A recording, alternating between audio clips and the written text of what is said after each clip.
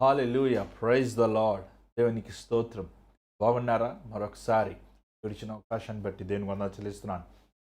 మరి ఈరోజు hour of ప్రే కార్యక్రమం ద్వారంగా దేవుడు మనతో ఏం మాట్లాడుతాడు? క్షమించండి. మరి సమయం ఆలస్యమైనప్పటికీ దేవుడు కృప చూపించి అవర్ ఆఫ్ ప్రే కార్యక్రమం కొనసాగిస్తున్నారు. మరి ఈ కార్యక్రమం అయ్యాక కొంతసేపు రాత్రి సమయంలో నేను కొంతమంది సోదరులు కలిసి దేవుని మందిరములో రాత్రి అంతా ప్రార్థించాలని తీర్మానం చేసుకున్నాం. సో దానికి ముందు కొన్ని పనులు ఉంటే ఆ పనులు ముగించుకొని మళ్ళీ ఇప్పటి నుంచి తెల్లవారుజాము వరకు దేవుని సన్నిధిలో సమయం గడపాలని ఆశిస్తున్నాం. మరి ఈ సమయంలో మీ ప్రార్థన అవసరతలు కూడా మీరు పంపించండి. మేము మీకోసం ప్రార్థిస్తూ సిద్ధంగా ఉన్నాం. మరి స్క్రీన్ మీద కనబడుతున్న నెంబర్కి మీరు వాయిస్ మెయిల్ కానీ వాట్సాప్ కానీ పంపించండి. మేము ప్రార్థిస్తానికి సిద్ధంగా ఉన్నాం. మరి ఈరోజు ఒక ముఖ్యమైన అంశాన్ని మనం చూద్దాం. ఆల్రెడీ మీకు తెలిసినట్లు మనం యాకోబు గ్రంథం నుంచి ప్రతి రోజు ఒక అధ్యాయం కొన్ని వచనాలు తీసుకొని మనం ధ్యానిస్తున్నాం. మరి ఈరోజు యాకోబు గ్రంథం 2వ అధ్యాయం 14వ వచనం నుంచి 26 వచనం నుంచి మనం ధ్యానిద్దాం. మరి దేవుడు ఏంటి మనతో మాట్లాడతాడో మనం వెనక ముందు ప్రార్థన చేద్దాం. పరిశుద్ధమైన తండ్రి దయగల ప్రభా, మరొకసారి నీ పాసనీలోకి వస్తున్నాం నాయన. చోట నన్ను మరుగుపరచు, సమయం ఆశీర్వదించు, అపవాది క్రియలు లయపరచు, సాతాను క్రియలు లయపరచు, సమస్తం నీ ఆధీనంలో ఉంచుకో ప్రభు. నన్ను సిలువ చోట మరుగుపరిచి నీ వీడులతో నీ విలువైన మాటలు ఈ సమయం చేయమని ఆలస్యమైనప్పటికీ నీ కృపను మా పట్ల చూపుతాం. ఈ కార్యక్రమాలను కొనసాగించే శక్తిని బలమును దయచేయండి. చిత్త ప్రకారము లోబడుతుండగా నీ దీవెను మాకు దయచేయమని యేసునామములో అడుగుచున్నాం తండ్రి, మెయిన్. మరి యాకోబు గ్రంథం 2వ అధ్యాయం 14వ వచనం నుంచి చదువుదాం. ఈ బైబిల్ కూడా మీరు తెరవండి, మాతో పాటు కలిసి చదవండి. నా సహోదరులారా, క్రియలు లేనప్పుడు ఎవడైనను తనకు విశ్వాసము కలదని చెప్పిన ఎడల ఏమి ప్రయోజనము? అట్టి విశ్వాసం అతని రక్షింపగలదా? సహోదరుడైనను సహోదరి అయినను దిగంబరులై ఆనాటికి భోజనము లేక ఉన్నప్పుడు మీలో ఎవడైనను శరీరముకు కావలసిన వాటికి ఇయ్యక సమాధానముగా వెళ్ళుడి, చలి కాచుకొనుడి, తృప్తి పొందడని చెప్పినడలా ఏమి ప్రయోజనము? అలాగే విశ్వాసము క్రియలేనిదై అట్టి ఒంటిగా ఉండి మృతమైనదగును. అయితే ఒకడు, నీకు విశ్వాసం ఉన్నది, నాకు క్రియలున్నవి, క్రియలు లేకుండా నీ విశ్వాసము నాకు కనపరచుము, నేను నా క్రియల చేత నా విశ్వాసము నీకు కనపడుతుందని చెప్పాను. చాలు. ఇక్కడ మనం ఒక విశ్వాసం గురించి యాకోబు బోధిస్తూ మనం చూస్తున్నాం. ముఖ్యంగా విశ్వాసం అంటే చాలామంది ఏమనుకుంటున్నారంటే, నేను దేవుని విశ్వసిస్తున్నానండి, దేవుని నమ్ముతున్నాను, దేవుని యందు నేను నమ్మకం ఉంచుతున్నాను అనే మాటలు మనం వింటుంటాం. మన విశ్వాసం గురించి హెబ్రీ రాసిన పత్రిక 11వ అధ్యాయంలో మనం చూస్తున్నాం. దావీదు, అబ్రహాం గురించి మనం చూస్తున్నాం. మరలా మనము పౌలు దీని గురించి బోధిస్తూ మనం చూస్తున్నాం. పౌలు అంటాడు కదండి, మనం క్రియల ద్వారంగా కాదు కానీ యేసు ప్రభు కనికరము ద్వారంగా, లేకపోతే ప్రభు యందు విశ్వాసం ద్వారా మనం రక్షించబడ్డాం. బట్ మన బైబిల్ జాగ్రత్త చదువుతానండి, పౌలు చెప్పిన మాటలకి యాకోబు చెప్పిన మాటలకి ఎలాంటి వ్యత్యాసం లేదు. ఒక మాట చెప్పాలంటే, పౌలు గారు ఒక పారాగ్రాఫ్ రాస్తే ఒక ఎస్సేలో రెండో పారాగ్రాఫ్ కంటిన్యూషన్ రాశారు. ఏమండి, చాలాసార్లు చాలామంది బైబిల్ని ఎలా చదువుతారంటే, వారికి వచ్చినములు మాత్రం చదువుకొని ధ్యానం మాత్రం ధ్యానిస్తుంటారు. బైబిల్ మనము క్రమముగా చదివినప్పుడు, కనీసం ఒక 2-3 సార్లు మన బైబిల్ క్రమంగా చదివినప్పుడు మనకు అర్థమవుతుంది సారమంతా. అంటే మన పజిల్ గేమ్ ఆడతారండి, పిల్లలు ఆడుతుంటారు చూస్తారండి. కొన్నిసార్లు అక్కడ ఒక బొమ్మ ఉంటుంది, ఆ బొమ్మని ఈ పజిల్ ఆ ముక్కలన్నీ తీసి వారు కలిపి పెట్టాలి. దేవుని వాక్యం కూడా అంతే. అది ఒక్కొక్క ప్రభు మాట్లాడిన మాటలు మనం చదివినప్పుడు, అంతా మనం గ్రహించినప్పుడు, దానిని మరలా మనం ధ్యానించి దేవుని సన్నిధిలో కనిపెట్టినప్పుడు దాంట్లో ఉన్న సారం మనకు అర్థమవుతుంది. ఇక్కడ యాకోబు ఒక చాలా చక్కని మాట అంటున్నాడు, మీరు విశ్వాసం ఉందంటున్నారు కానీ మీలో క్రియలు లేవు. యాకోబు వాక్యమును బోధించే సమయంలో యెరూషలేములో దేవుని బిడ్డలైన వారు, సంఘంలో ఆది సంఘం వారు ఎంతోమంది కరువులో ఉన్నారు, ఎంతోమంది కష్టములో ఉన్నారు, ఎంతమంది బాధలో ఉన్నారు. కానీ వేరే వేరే సంఘ ప్రాంతముల్లో మనం చూసినట్లయితే పరిచర్య విస్తరించినప్పుడు సేవ ఆ, అనేక ప్రాంతాలకు వెళ్ళినప్పుడు ఆది సంఘములో ఉన్న యెరూషలేము సంఘములో ఉన్న విధవరాలను గాని, యెరూషలేము సంఘంలో ఉన్న కరువు ద్వారంగా బాధపడిన వారి గురించి వారు ఆలోచిస్తాము గాని, లేకపోతే వారి గురించి వారికి సహాయం చేయాలని ఆశ గాని, వాంఛ గాని లేదు. అంత మాత్రమే కాదు, అది వదిలిపెట్టి వారు ఏం చేస్తున్నారంటే, వారు ప్రార్థన చేస్తున్నారు. ఏమని ప్రార్థన చేస్తున్నారు? దేవా నువ్వు సహాయం చేయి. దేవా నువ్వు నన్ను ఆదుకో. మేము నమ్ముతున్నాము. నువ్వు ఈ కరువుని తీసివేయగలవు. వీరిని నువ్వు దీవించగలవు.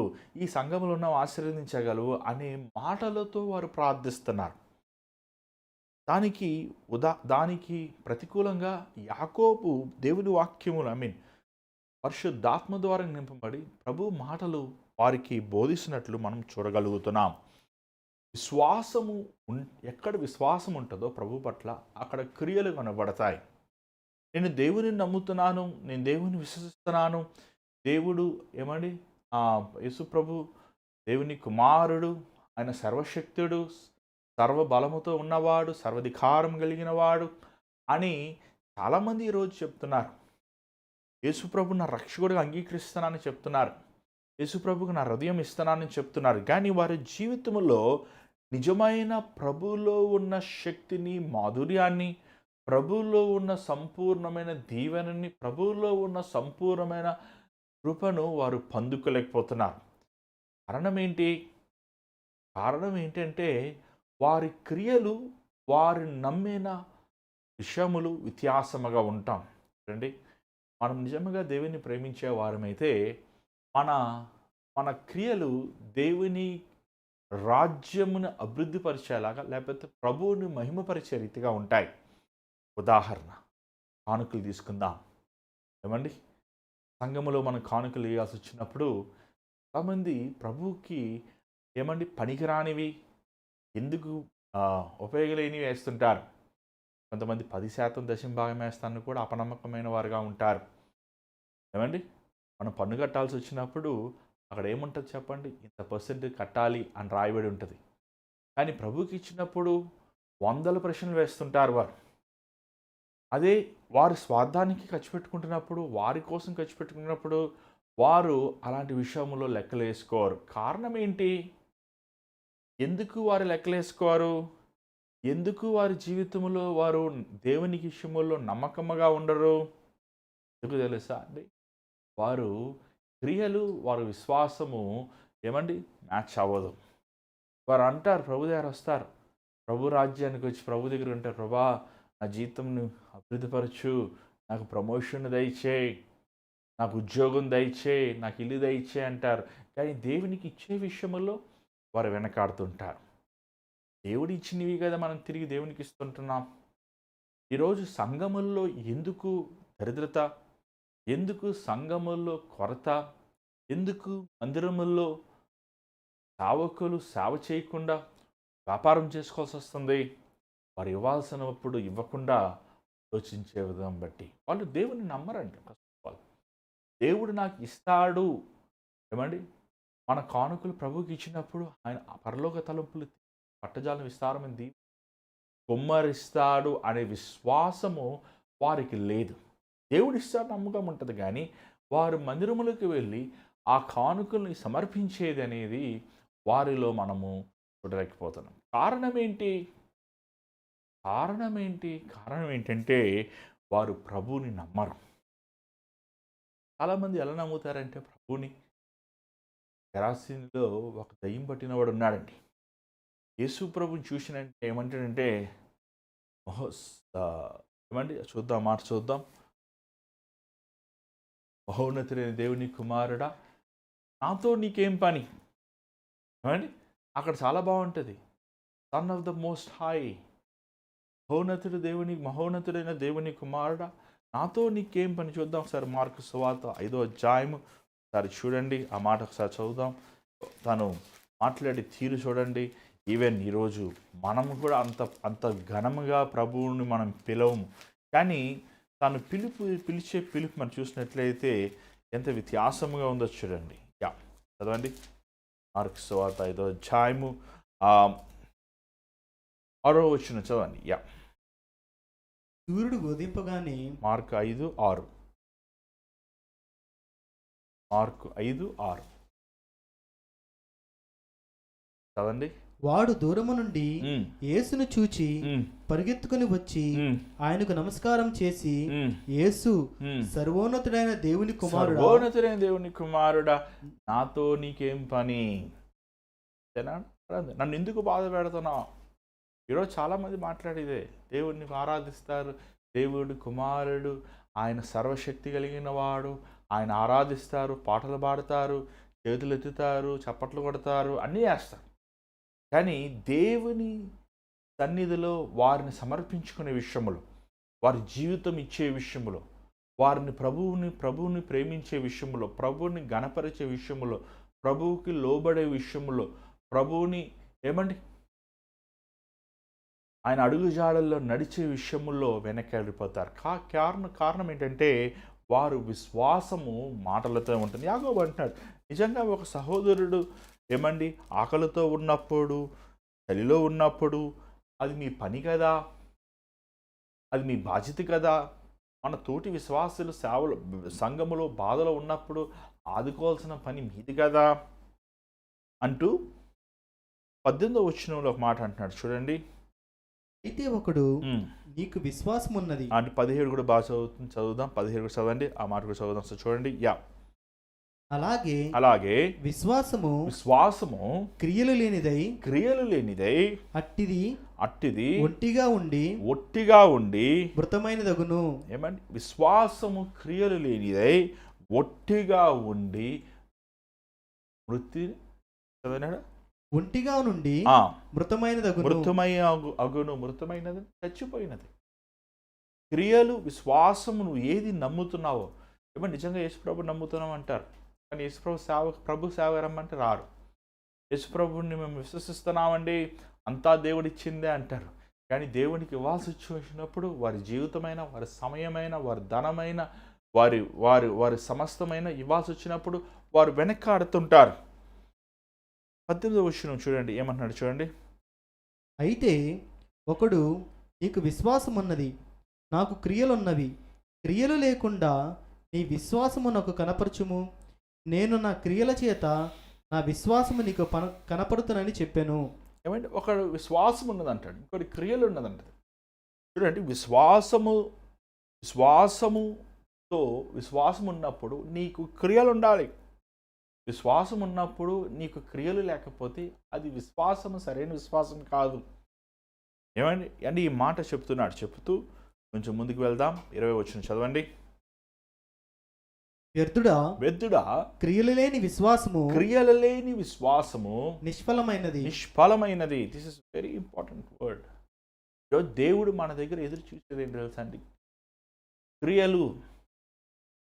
ఆత్మఫలము ఏమనగా ప్రేమ, సహనం, ఓపు, ఆశా నిగ్రహము, దయాళత్వం, ఏమండి దోషము.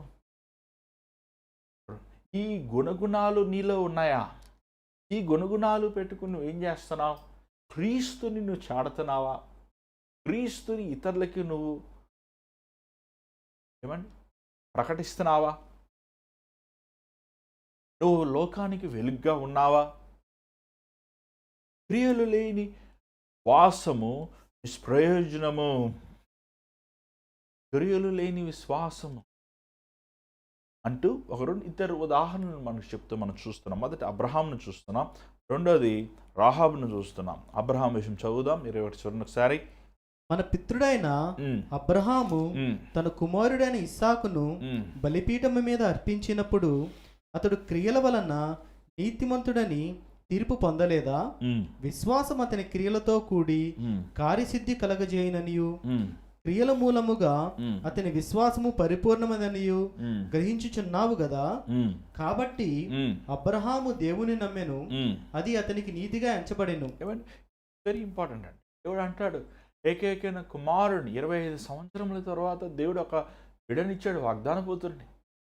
ఆ వృద్ధాప్యములో వారికి ఆనందాన్ని కలుగు చేశాడు, నవ్వుని కలుగు చేశాడు, ఇస్సాకు ఎంతో సంతోషం కలుగు చేశాడు. కానీ ఒక దినం అంటాడు దేవుడు, ఇక నీ కుమారుడు నాకు బలి ఇవ్వన్నప్పుడు మొరై పర్వతం మీద ఏమండి ఆ కొండకు పైకి వెళ్తారు, వారు ఇద్దరు వెళ్తారు, కట్టెలు ఉన్నాయి, నిప్పు ఉంది, గొర్రెపిల్ల ఏదని అడుగుతాడు ఇస్సాకు. అబ్రహాం అంటాడు దేవుడు చూసు. కానీ అక్కడికి వెళ్ళాక తెలిసిన సంగతి ఏంటంటే తన సొంత కుమారుని, ఏకైక కుమారుని 2 చేతులు కట్టి 2 కాళ్ళు కట్టి ఆ బలిపీఠం మీద పడుకుని పెట్టి తన కత్తిని ఎత్తినప్పుడు దేవుడు ఆపుతాడు. దేవునికి భయపడుతున్నావు అబ్రహాం, నువ్వు నాకు భయపడుతున్నావు అని నేను చూస్తున్నాను. చూసినట్లయితే తను దేవుని దృష్టిలో ఇచ్చేసినట్లే, ఇస్సాకుని దేవునికి బలిచ్చేసినట్టే. తను లోబడ్డాడు, తన క్రియలు లోబడ్డాడు, దేవుని యందు విశ్వాసం ఉందని. కాబట్టి తన సొంత జనము, తన సొంత ప్రాంతంని, తన సొంత ఊరిని, తన సొంత ఏమంటే సమస్తమును వదిలిపెట్టుకొని దేవుడు చూపించే స్థలాన్ని బయలుదేరాడు. వెళ్తున్నాడో తెలియదు, కానీ వెళ్ళాడు, లోబడ్డాడు. విశ్వాసం ఉన్నవాడు తన క్రియలు దేవునికి లోబడేవారుగా ఉంటాయి, దేవుని ఆజ్ఞలకు లోబడేవాడుగా ఉంటావు.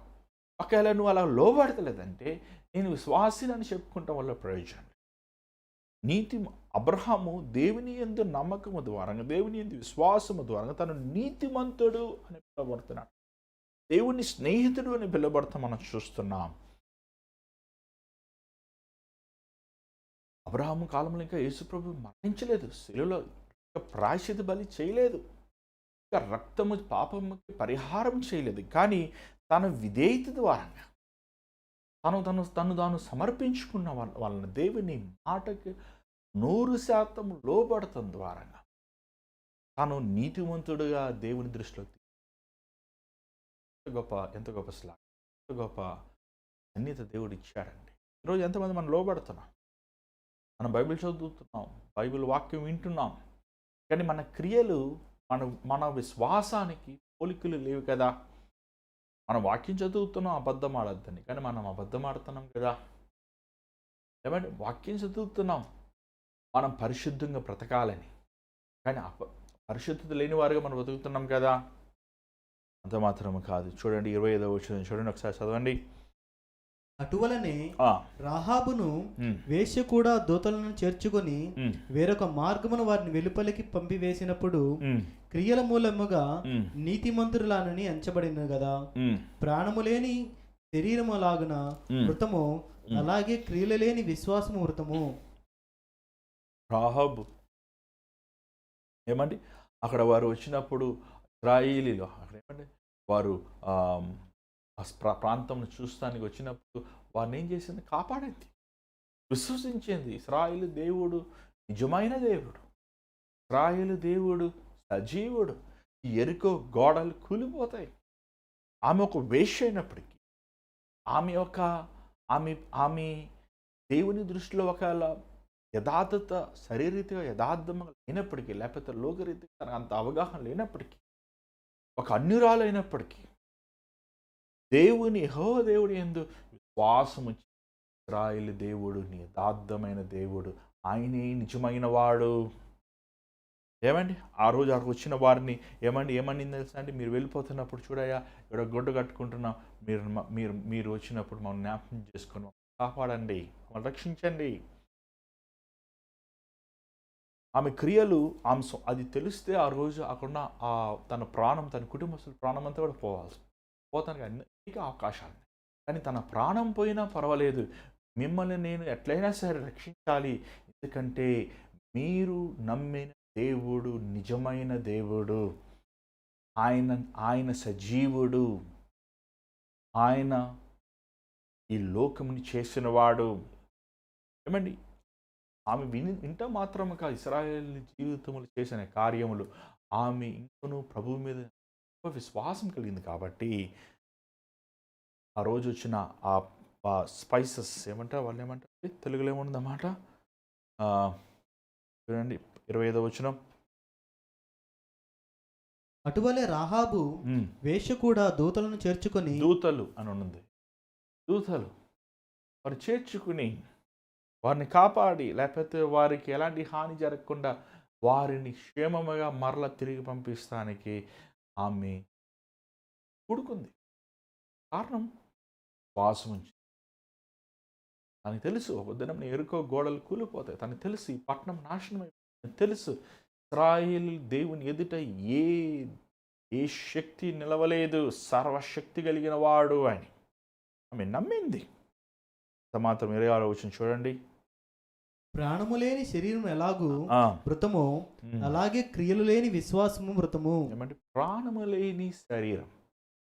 ఎంత గొప్పవాడైనా, ఎంత చదువుకున్నవాడైనా, ఎంత జ్ఞానైనా, ఎంత అందగాడైనా, ఎంత ఎత్తైనా, ఎంత బలమైన వాడైనా, ఆ శరీరంలో ప్రాణం లేకపోతే ఆ శరీరం వల్ల ఏమన్నా ప్రయోజనం ఉందా? ఒకవేళ తనకి ₹1,00,00,000 ఇల్లున్నా, ఏమంటే ఒక పెద్ద భవనం ఉన్నా, తను చనిపోయాక ఆ శరీరాన్ని ప్రాణం లేనప్పుడు బయటపడేస్తారు. ఊరు బయటికి తీసుకొని సమాధి చేస్తారు. అలాగని ఏమంటే విశ్వాసము లేని క్రియలు, విశ్వాసము లేని క్రియలు వ్యర్థము అనే మాటను మనం చూస్తున్నాం.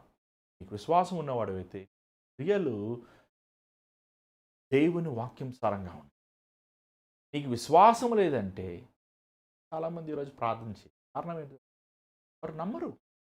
ప్రార్థన చేస్తే దేవుడు నా జీవితంలో నా పోరాటములు విడుదలిస్తాడు. దేవుని వాక్యమును చదివితే నేను జ్ఞానమును పొందుకుంటాం. దేవుని సన్నిధిలో మోకరించి నేను కన్నీరు కారిస్తే నా సమస్యలకి నేను జవాబు పొందుకుంటాను అని నమ్మరు. ఇంకోటి నమ్ముతారు. కావాలంటే మాలాంటి బోధకులు కావాలంటే ఏమండి ప్రార్థన వారాలు పంపిస్తాం, మా బోధకులు కావాలంటే మా సమస్యలు మేము చెప్పుకుంటాం. కానీ దేవునికి చెప్పుకోవాలి, దేవునితో నా హృదయాన్ని పంచుకోవాలి, దేవుని ఎదుట నేను సరిగా ఉండాలి, దేవుని ఎదుట నేను యథార్థంగా నడవాలి, ఆయన నన్ను చూస్తున్నాడు, ఆయన నా జీవితంలో ఉన్న ప్రతి క్రియలని గమనిస్తున్నాడు అనే ఆలోచన లేని వారుగా ఉన్నారు. విశ్వాసము లేని క్రియలు వ్యర్థము. ఈరోజు నీ జీవితము దేవునికి సంపూర్ణంగా సమర్పించుకుని, మాటలు ఒకటి, క్రియలు ఒకటి, హృదయములో ప్రభు యందు నమ్మకం ఒకటి, నీ జీవితం జీవించే విధం ఒకటి అనే సంచలవాడిగా ఉన్నావా? స్థిరత్వం లేనివాడిగా ఉన్నావా? గురి లేనివాడిగా జీవిస్తున్నావు. ఈరోజు నువ్వు సరి చేసుకోవాలి, నీ సరిదిద్దుకోవాలి. ఒక దినం రాబోతుంది, దేవుడు మనల్ని పరీక్షించువాడు, మన క్రియలను చూచువాడు. ఆయన కోసం మనం ఏంటి ఈ లోకంలో చేశాము, ఎంత యథార్థముగా మనం జీవించామని మనల్ని చూచువాడు మన దేవుడు. జీవితం దేవునికి సమర్పణలో ఉంచని ప్రార్థన. పరిశుద్ధమైన తండ్రి దయగల ప్రభు, మరొకసారి నీ పాసనిధులకు అయోగ్యులమైన అపవిత్రమైన మనల్ని కోరుకుని ఎన్నుకుని రక్షించావు నాయన.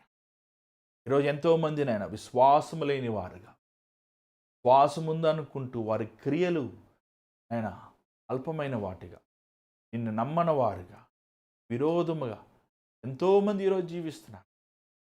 అలాంటి జీవితము మేము యథార్థముగా సత్యం మేమేమి విశ్వసిస్తున్నామో దాని ప్రకారం నీ యందు నిరీక్షణతో మా క్రియలను ఆయన పవిత్రముగా కాపాడుకుంటాను, లేదా పవిత్రముగా మేము జీవిస్తాను. సహాయం చేయండి. అలా అపనమ్మకం, అలా లోక సంబంధం రోజు నీ వాక్యం ఏంటంటే బిడ్డలను చూడు నాయన. క్రియలు లేని విశ్వాసము అయ్యా వ్యర్థము నీ వాక్యం సార్. మేము ఏమి చూస్తామో దాన్ని నమ్మేవారు కాక, మేము తండ్రి శ్వాసముతో నడిచేవారుగా మా జీవిత యాత్రలో మేము నిలబడి అలా నమ్మకమైన మంచి దాసురాన్ని వాక్యం ఆశ్రది మళ్ళీ రేపు కలుసుకుని ఏస్తున్నామని అడుగుచున్నాం తండ్రి, ఆమేన్. ఈరోజు దేవుడి మీతో మాట్లాడటం మాకు తెలియపరచండి. ప్రార్థన అవసరతలు దయచేసి స్క్రీన్ మీద కనిపిన నెంబర్కి మీరు వాయిస్ మెయిల్, వాట్సాప్ కాల్ మీరు చేయండి. ఎంతోమంది మీరు ప్రార్థన అవసరం పంపిస్తున్నారు, మీకోసం మేము ప్రార్థిస్తున్నాం. ఎంతోమంది దేవుడు స్వస్థతలు ఇస్తున్నారు, ఎంతోమంది జ్వరాలు, ఎంతో భయంకరమైన విష జ్వరాలతో బాధపడుతున్నారు, కానీ దేవుడు కృప చూపిస్తున్నాడు. ఎంతోమందికి దేవుడు ఆశ్చర్యమైన కార్యం చేస్తున్నాడు. మరి భారమైన పరిచయంలో దేవుడు మిమ్మల్ని ప్రేరేపిస్తే మీకు ఈ విరాళం పంపించవచ్చు. Google pay, PhonePe account numbers ద్వారంగా ఈ విరాళము మీ పరిచర్కి మీరు పంపించి పరిచయలో పాలు పొందవచ్చు. కలుసుకుందాం. అంతా God bless you. Take care.